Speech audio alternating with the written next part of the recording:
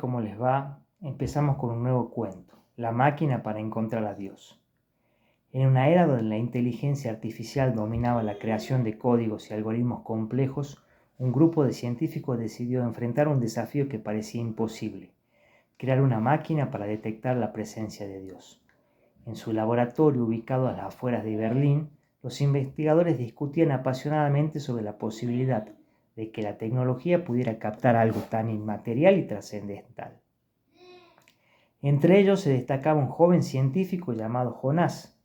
Era ferviente creyente de Dios, pero también le encantaba la tecnología, convencido de que la IA podía lograr lo que siglos de filosofía y teología no habían podido.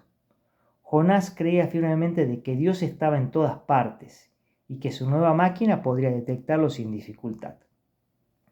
Después de un año de arduo trabajo, la IA había generado un software de cientos de líneas de código, diseñado para detectar cualquier indicio de lo divino. Los científicos instalaron el programa en un dispositivo portátil, una especie de handheld, y se prepararon para probarlo en diversos escenarios. Antes de encender el dispositivo, el joven siempre se persignaba y hacía una breve oración. Primero visitaron la residencia del obispo de la zona, convencidos de que si Dios estaba en algún lugar debía ser allí. La casa del obispo era un imponente edificio lleno de riquezas, candelabros dorados, muebles antiguos de madera tallada que se apreciaban desde hermosos ventanales para generar la envidia de cualquiera que pase por allí. Sin embargo, al activar el dispositivo, no hubo señal. El científico insistió a sus colegas que debían ajustar los parámetros, seguro de que la presencia divina estaba allí, pero los resultados siguieron siendo negativos. Siguió su búsqueda en hospitales, donde la vida y la muerte se entrelazaban a diario. Pasaron por pediatrías, unidades de cuidados intensivos y salas de emergencias, pero el dispositivo permanecía inerte. Jonás, cada vez más ansioso, se negaba a aceptar que su creación no funcionara. Se dirigieron a las escuelas, esperando encontrar alguna manifestación divina entre la inocencia de los niños y el ambiente de aprendizaje. Pero una vez más el dispositivo no detectó nada.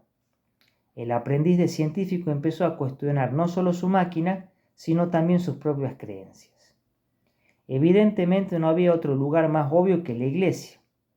Pasaron por la catedral, donde las majestuosas estatuas y vitrales asombraban a propios y a extraños.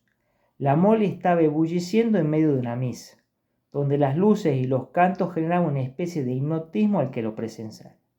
Pero al encender el escáner no hubo respuesta positiva.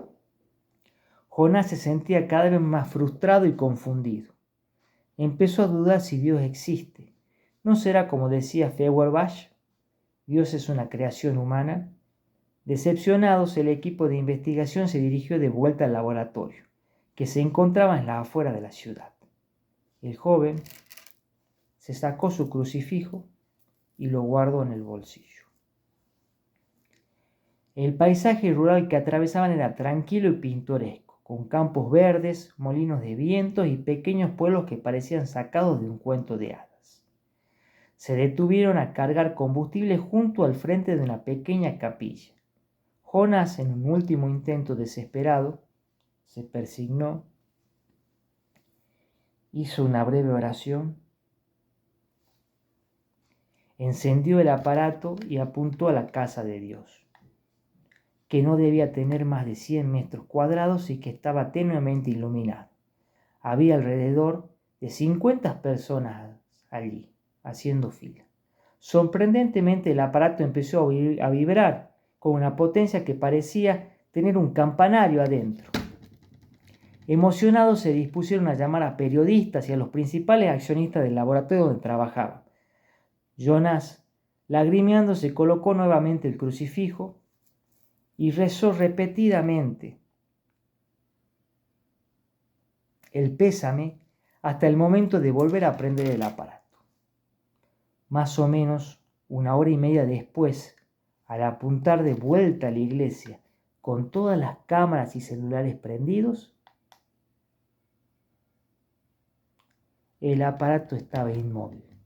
Los científicos, humillados, desconcertados, estaban por tirar la máquina a la basura. Los espectadores, uno a uno, empezaron a irse entre insultos y burlas hacia los investigadores. Pero antes de subirse a la van, Jonás le pidió desesperadamente a sus colegas que esperaran un par de minutos más. Agitó con fuerza sus manos haciendo palmadas, hasta que salió un anciano en pantuflas. El joven científico, que llevaba aún el crucifijo en el cuello, consultó si se encontraba el cura. El sexagenario se señaló a sí mismo y se presentó como el padre Paul. Padre Paul, ¿puedo hacerle algunas preguntas? Claro, hijo, ¿en qué puedo ayudarte? Respondió el padre con una sonrisa amable. Hemos creado una máquina para detectar la presencia de Dios, pero no ha funcionado como esperábamos. ¿Cree usted que es posible detectar a Dios con una máquina? Preguntó Jonás. Sus ojos reflejaban una lucha interna. El padre Paul lo miró con paciencia y serenidad. Dios no es algo que se pueda medir con máquinas, hijo. Dios está en nuestras acciones, en el amor que mostramos a los demás. No es una entidad que se pueda detectar con una señal de radio, respondió el cura. El joven asintió, pero su rostro aún dudaba. ¿Has sentido o visto algo diferente en la última media hora? Preguntó. Estábamos repartiendo alimentos a los que menos tienen. Es más, vino un hombre sin zapatos y les di los míos, respondió el curita. Los científicos estupefactos, algunos felices por probar que la máquina funcionaba, y otros cabizbajos entendiendo cada vez menos, pensaban que habían errado la pregunta. Deberíamos haberle preguntado qué es Dios, en vez de dónde está Dios, murmuró uno de ellos. Antes de retirarse, Jonás, agradecido con el cura, le dijo: por cómo está vestido y por su sencillez, entendemos que viene de un lugar muy humilde. ¿Quiere que la IA le responda algo? No, gracias, querido. Aquí tengo todas las respuestas, dijo el padre Paul, señalando un versículo de su libro. Era la primera carta del apóstol San Juan, capítulo 4, versículo 12. A Dios nadie lo ha visto nunca. Si nos amamos unos a otros, Dios permanece en nosotros y su amor ha llegado en nosotros a su plenitud. Jonás y sus colegas regresaron al laboratorio en silencio, cada uno perdido en sus pensamientos, no sin antes dejar una generosa donación a la iglesia y hacerle prometer al cura que se iba a comprar unos lindos zapatos. Al escribir la conclusión de su investigación y dejar para el final un comentario, creo que hemos aprendido algo más valioso de lo que esperábamos. No se trata solo de probar la existencia de Dios con una máquina, sino de darle forma. Dios es amor.